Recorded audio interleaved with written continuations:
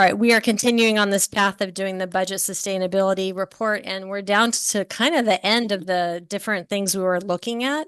And so this one is about utilities and transportation. I do want to clarify something that I had said the last time. We were hoping that we could bring SELPA to come talk to us in December. They're not going to be able to make it in December, so that's going to have to be January. So we're going to have a skip there. Oops, sorry about that. Okay, so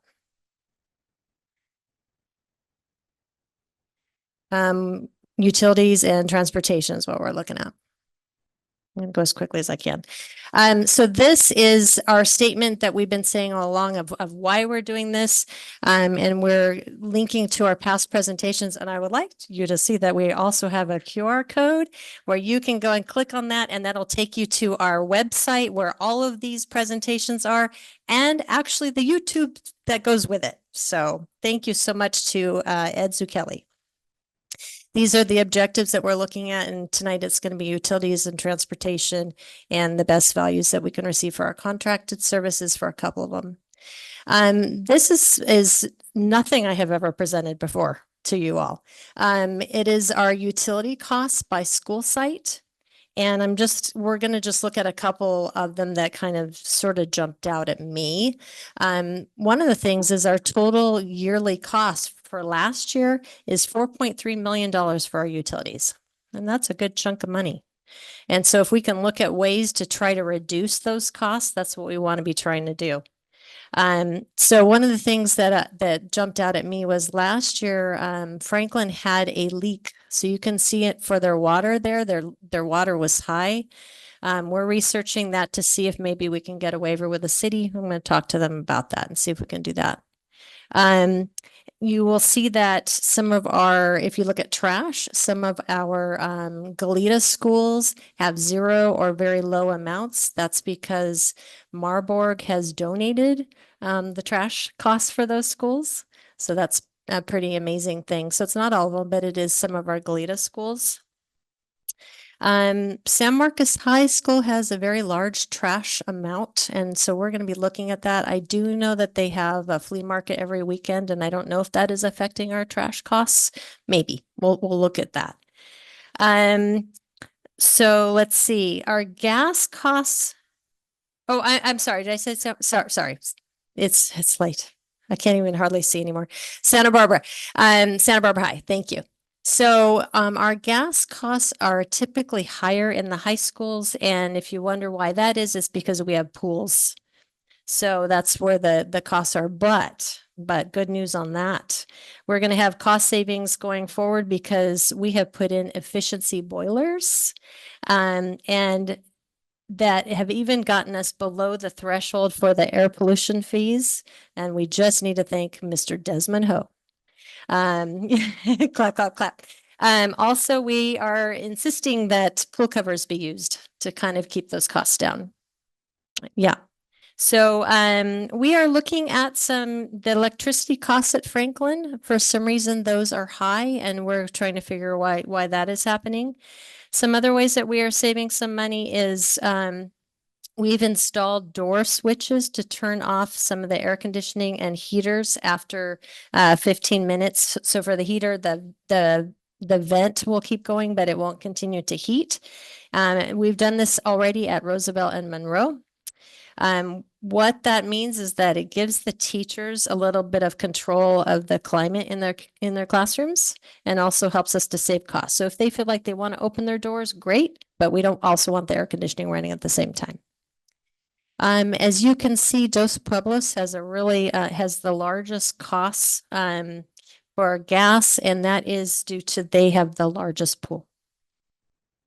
So those are just kind of some of the things to look at. Recycled water, I wondered about that. And where we have recycled water, which is savings to us, is places where the city already has pipelines near us or close, so that we were able to tap into that. It would be very expensive to do that at all of our schools.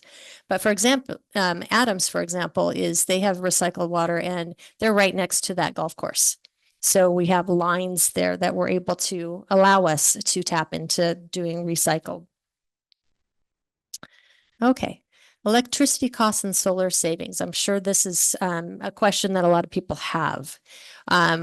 Electricity costs, just as a matter of point, have gone up a lot since COVID, 15 to 30%. But we have the solar panels that are coming online. Currently, we're projecting in our budget a savings of 186K from the prior year, if you just look at one year to the next, due to the solar panels reducing our electricity costs. The goal eventually is to have savings of 500K per year because of the solar. But part of the problem is we're not completely all online yet. Dos Pueblos and San Marcos are scheduled to go online in January. And of course, Southern California Edison is the lead in making that happen. We get it all ready and then we wait for them to hook us up. You sure that doesn't say is the lead in making it happen? It could be. Cox Communication. So this is one of our contracts that February 28th, 2023, it was a board item that we brought to you. We did a 5-year contract with Cox Cable, Cox Communications. And because of the E-rate funding and the state teleconnect funds and the fact that we negotiated with them, we are seeing a savings every year for that as well. Transportation. So we have different kinds of transportation here at this district, but let's talk first about the busing. And as you know, we have a brand new contract with Zoom. Those are our yellow buses. And then we also provide bus passes, buy bus passes for the MTD city bus. And we're going to look at our district vehicles fleet too. Zoom, so our yellow buses. I used the AI to do a graphic there. What do you think? So we provide home to school transportation for Adams, Monroe, Roosevelt, and Washington. We also provide transportation to students that live out at Dos Pueblos Ranch and get picked up at El Capitan. That's one bus for those students way out there. And we provide transportation to students who have the requirements on their IEPs to be transported. We also provide transportation to McKinney-Vento students. These are our students who are unhoused. Now, we did an RFP last year that you all approved for Zoom. And the RFP estimated that the cost would be about $5.2 million. But Zoom came in and they were saying they were going to try to do, some efficiencies and try to figure out some things to try to bring those costs down. Currently, they are running, I figured out the daily rate times 180 days for a school year, and it's about 4.1. So there is probably very comfortably going to be, close to $1 million savings or around there. So that's an area that we're looking at that we're really, really happy to see. And Zoom has been extremely helpful in trying to figure out some of those efficiencies and route things. The DP Goleta Valley Dos Pueblos Ranch route, we're looking at whether or not we're going to continue that because for about 2 weeks, no students showed up. We will continue to keep doing that for like 3 weeks to maybe 4 to see if any show up. And if that doesn't happen, I know I personally called all the families at that route when we started it. And I did speak to a couple parents that said, my kids are starting to drive. We may not continue to do that. So if they don't need it, we will cancel it and that'll save us some money there. If they do need it, we will continue it. MTD, I also did an AI of MTD and I said in Santa Barbara. So what we're having here is we purchased bus passes for our secondary students. And the cost last year was $247,000 to purchase those passes. But we also give out free bus passes to the unduplicated students who qualify. That is an ed code requirement, and that's something that we do. So if the student is qualifies as either low income, again, the McKinney-Vento, foster youth, or English language learner, then we provide them free bus passes.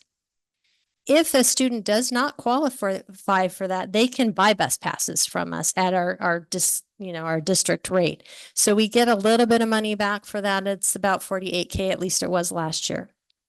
So for the McKinney-Vento transportation, this last year, we purchased bus passes for 56 parents of elementary school students and 132 youth students to be able to get to school. And we also provided 30 gas cards. And so those are the costs there for that. We used ESSER funds for that. So that's going away, but we do still have funds in our budget to be able to cover that. The gas cards will probably be one that we may not be able to. Okay. Included in our transportation costs, I wanted to talk about athletics because athletics has a very large transportation cost. The ASB and donations pay for many of the athletic costs for equipment repairs, purchase of equipment, lacrosse, all the, refurbishment of the helmets and all the different things that need to happen in athletics. The district allocates a little over 80K to the 3 high schools every year to support them in athletics, and which is about 240K.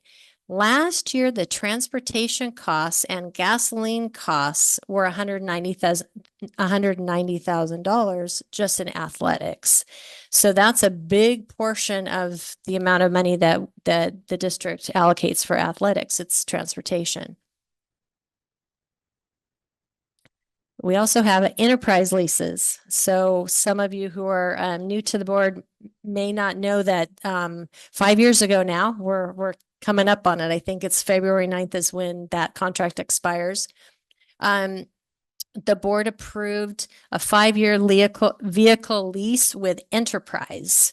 And part of the reason for that was we had so many vehicles that were old and, at any moment could need to be replaced, and that upfront replacement cost was so expensive that the former me came to you and said, we think it would be more efficient if we do leases. So currently we have 49 vehicles in our fleet that are leased, and the cost per annual cost is $462,000. We also have 76 additional vehicles that are on the list to be leased. But probably what happened that was so complicated in all of this is that COVID happened and you couldn't get cars. We got to a place where we were desperate for vehicles and we could not get them. And so kind of some of this backed up. That's why we have 76 that didn't get replaced. What happens is Enterprise then takes our old vehicles and they sell them for us. And then the amount that they have sold the vehicle for helps to reduce the lease cost of the replacement vehicle. So that's where we are currently. This is just little extra costs of repairs for our maintenance and operation vehicle expenses. It's about 38K. With the leased vehicles, part of the expenses go down because, for one, Enterprise pays for the oil change and those kinds of things on the vehicle, plus they're brand new. So hopefully they don't have a lot of repairs.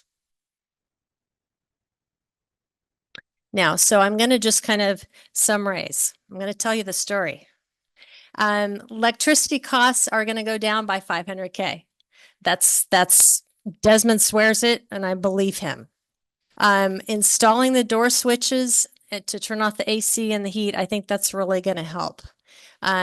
We are having gas savings because of the more efficient new boilers, and the staff will use the pool covers. Some of the suggestions that I'm looking at are the watering of our fields is hit or miss. It needs to happen in the early morning hours. What's happening is sometimes the custodians go out and turn them on during the day. That needs to happen in the early morning hours. And we may need to want to think about possibly reducing some of our field sizes if that's something we can look at in the future. I already mentioned the possible savings of $1 million on the Zoom contract. And as far as the vehicle leases, currently I have put a hold on them And I would like to recommend continuing that for now, because what happens is the second that they go out and they start looking for vehicles for us, we're kind of already in that lease. So if anything happens and we don't want to do it, then there's a excessive cost to get out of the lease. So right now, those are the things that I'm recommending as potential savings, and we can all do better about turning our lights off, closing our doors, and not running air conditioning, and having everything open. But the more we use tools like switches on our doors and things like that, that will help us. That's it. Thank you, Ms. Hernandez. No request to speak from board members' comments or questions. Ms. Beal. As a new board member, question about the vehicles. So I know that we have athletics, and I know that we approved at the last meeting the purchase of a van for DP to use for athletics. So we have some vehicles we're purchasing. So, and then we're holding. So what are all these vehicles being used for? Especially the fact that we haven't needed to use them because we're holding on the leases. Right. Yeah. So most of our fleet leases are for the maintenance and operations team, trucks, vans. We use them for food delivery. We also have some cars and one van that is being used by ETS to the staff that goes out to the school sites for technology ETS. And we have a couple cars that were being used for food service, just for the managers that kind of have to run in between the school sites and keep an eye on the kitchens. So that's, and then we also do have the school sites themselves, mostly the high schools, have some of their own vans that they have purchased along the way. We have vans that are used for CTE vans and trucks for, I think it's mostly vans for the college and technology, those classes, and they're purchased specifically for those classes, so they can't be used for anything else. We have some vans that are used for special education. Am I forgetting anything, guys? I think that's kind of it. Oh, and Quetzal, yeah. So our And La some, Cuesta has one that they use to pick up students as well. I think two vans. so if we had a shortage of vehicles we were leasing because we couldn't get them, are people now being reimbursed for their mileage costs? I mean, obviously No. transportation has to happen for some. We're still using the old cars. Okay. The old trucks. So We're we have just a gonna bunch of keep- old trucks that we're still using at this point. Okay. Okay. All right. Mr. Escobedo. Thank you for the presentation, and for the QR code. Yeah. Yeah. So when I look at the potential savings and I'm looking at the transportation savings and then the electricity cost savings, where does that factor into that $10 million number that the county education office suggested? And we had obviously an update, a really positive update at the last meeting, but It should make that number go down. and so those two cost savings were not included in the calculation at the last meeting. Right. So the solar panel one, the 180 whatever K, I think we built that into the budget, but I don't think we had 500K going forward. So it's probably, 180K.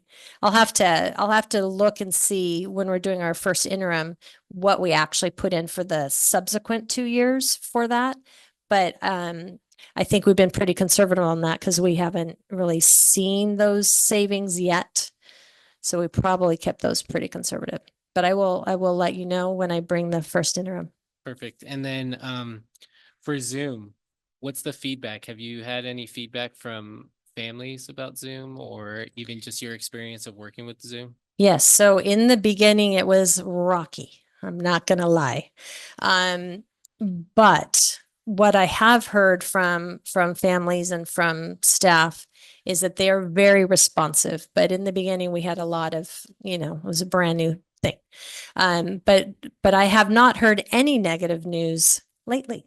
So I really feel like we're on the roll.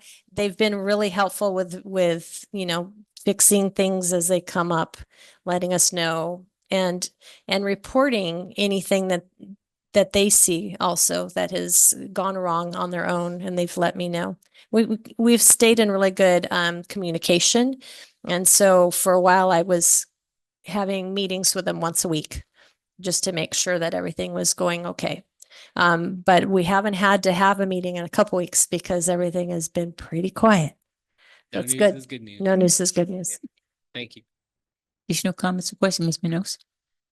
Yeah, I appreciate the report. Very, easy to understand, very straightforward. And then also the analysis of how can we save money in the future and such. So thank you, Ms. Hernandez. Thank you. Thank you. Just a question. So we're continuing to use the older vehicles in terms of that, but is the cost of repairing those exceeding the fact that we might need to replace it at some point?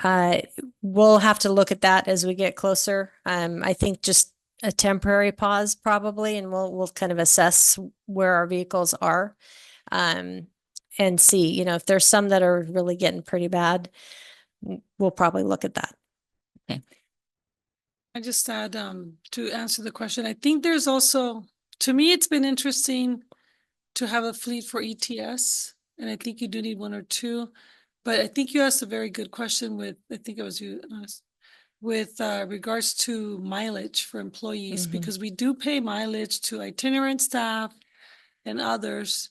And I think that we do need to ask these hard questions around who really needs to have these vehicles. Do like the food service managers, are they carrying food, or is it just to go back and forth? Is Mhm. mileage maybe less or more, right? Those kinds of analysis, I Yeah. think we still need to do. But I think when there was a time that we were growing the one-to-one technology project 10 years ago, I want to say, when Superintendent Cash put that in place and we had a CTO, that was a project that started, and now we're not there anymore. So now we're in the 10 years later, we are a one-to-one district. We have systems in place to give and receive devices. And so we probably need to look at if that's still a need. And we will look at that and really ask ourselves and do some analysis and figure out if we should bring that back to lessen that fleet, for example. And we'll need to decide if we want to continue the enterprise contract since it comes up in February. So that's another thing we'll need to look at. Because has it been 5 years? Can you believe it? Your slide said February 2026. Oh, yeah, that could be. I'll have to verify. So 21 to 26 would be the 5 years. Yeah, Yeah. okay. And just one more question, just to add on to Mr. Escobedo. You only get an hour for a doctor, so so again, as we're connecting, the savings, can we add to your slide, or at least in your comments about we got this much savings and it's reducing that $10 million piece, so that we keep Mhm. connecting that piece so people know where that's going, as opposed to just, oh, you got $1 million, it should go here, but making how we can make those connections of savings. And Mr. Ho, I'm going to be checking. I hope he's here next time. I'm going to put him on the hot seat. So you said $500,000 because been challenging him with this, and he's been doing an absolutely great job with, finding efficient and grants to make sure that we are there. So I do believe that we will reach that $500,000 savings. So just by what he's been doing, he's very efficient in that way. Yes.